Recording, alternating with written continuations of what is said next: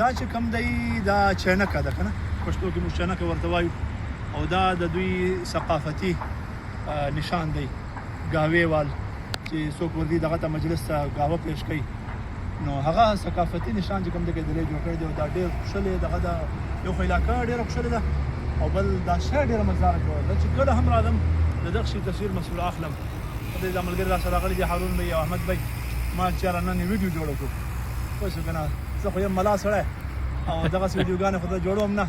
خو چلو ما چې جوړ به کړو هارون بھائی دا لغه بلډینګونو باره کې مو ته ووایې دا ټول دا بلډینګونه چې دي که هغه ښکاره کړه هغه ځینې دا واخله تر داسې یو بس دا ملا پکې پرېږده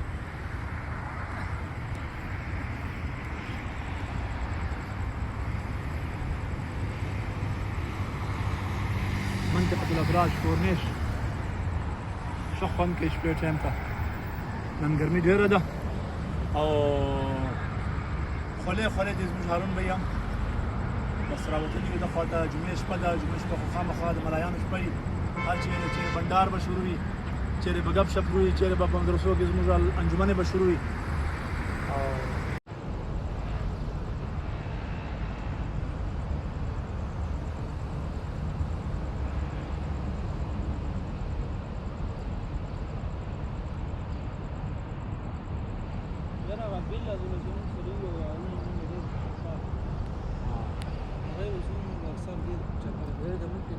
کارونه ښه برابر دي ډوډۍ او پکې تم کړي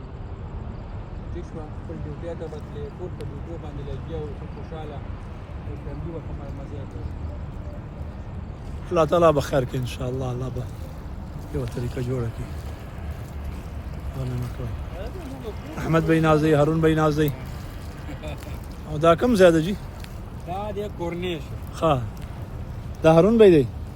ورشو دا خلکو ته السلام علیکم وعلیکم السلام ورحمۃ اللہ وبرکاتہ دا نظاری وګوره دا کتر کنه څومره مزه کوي سبحان الله سبحان الله بس چې حساب کتاب برابري او الله پاک مو د مصیبتو پریشانیو د خمو وساتي امين الله پاک د عافیت معاملہ وکي امين دا احمد بھائی د زموږ خود ملګری احمد بھائی سلام وکړه کنه سلامونه قبول کړئ ټول ایوه ایوه الله خوشاله ساته بس دا سه ویډیوګانې جوړوم یا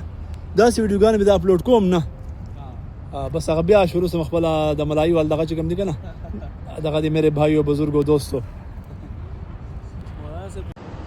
کتنی پیاری لگ رہی ہے یہ مسجد ہے مسجد کا مینار دیکھیں ماشاءاللہ کتنا پیارا لگ رہا ہے بڑی بڑی بلڈنگوں کے درمیان منطقۃ الابراج قطر